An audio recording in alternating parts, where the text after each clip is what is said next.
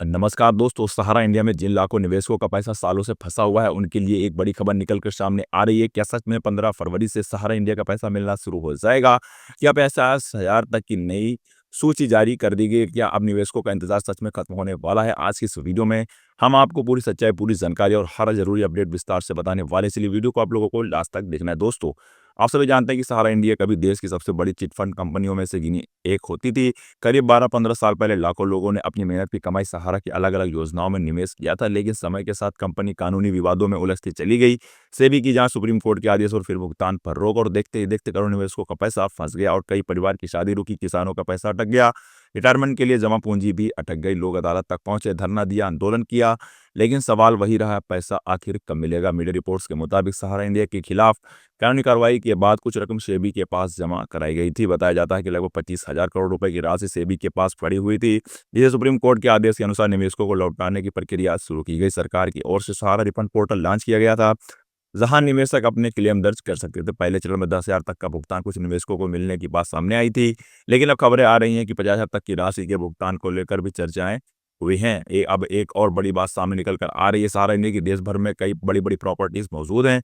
Reports में दावा किया गया है कि लगभग 80 से अधिक प्रॉपर्टीज चिन्हित की गई हैं, जिन्हें नीलामी करके निवेशकों का पैसा लौटाया जा सकता है। हालांकि इस संबंध में अंतिम निर्णय अदालत के आदेश पर निर्भर करेगा। अगर नीलामी की प्रक्रिया पूरी होती है तो बड़ी रकम निवेशकों के भुगतान में इस्तेमाल की जा सकती है। सहारा इंडिया के मुताबिक सुब्रत राय अब इस दुनिया में नहीं है।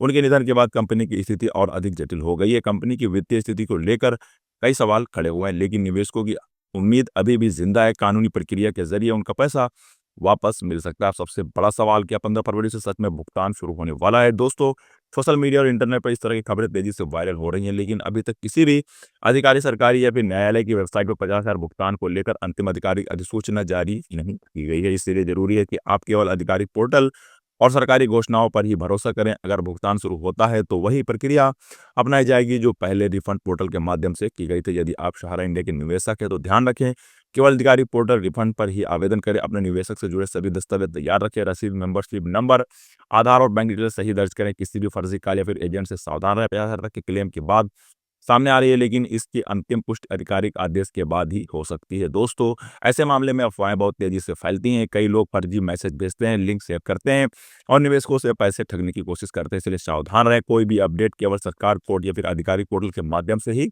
मान्य होगी। अब आप हमें कमेंट में ज़रूर बताइए, क्या आपको अभी तक सहारा इंडिया का कोई भुगतान मिला है? और अगर नहीं मिला है तो आप कितने समय से इंतज़ार कर रहे हैं? आपकी कहानी हमें ज़रूर लिखकर बताइएगा। लौटेंगे, यदि अदालत में अंतिम मंजूरी मिलती है और नीलामी प्रक्रिया पूरी तरीके से हो जाती है तो बड़ी संख्या में निवेशकों को राहत मिल सकती है। सरकार भी लगातार कह रही है कि छोटे और मध्यम वर्ग के निवेशकों को प्राथमिकता दी जाएगी, लेकिन जब तक आधिकारिक आदेश नहीं आता तब तक किसी भी वायरल खबर पर पूरी तरीके से भरोसा ना करें। दोस्तों, सहारा इंडिया का मामला देश के सबसे बड़े वित्तीय विवादों में से एक है। लाखों परिवारों की उम्मीदें इस पैसे से जुड़ी हैं। अगर 15 फरवरी से भुगतान शुरू होता है तो ये करोड़ों निवेशकों के लिए बड़ी राहत की खबर होगी, लेकिन फिलहाल आपको धैर्य रखना और केवल आधिकारिक जानकारी पर ही भरोसे करना है। जैसे ही कोई आधिकारिक अपडेट आएगा, हम आपको सबसे पहले जानकारी देने की कोशिश करेंगे। अगर आपको ये वीडियो पसंद आया होगा तो वीडियो को लाइक कीजिएगा, ज़्यादा लोगों के साथ में शेयर कीजिएगा और चैनल को सब्सक्राइब करना मत भूलिएगा। धन्यवाद। लौटेंगे एक और नए अपडेट के साथ, तब तक के लिए जय हिंद, वंदे मातरम।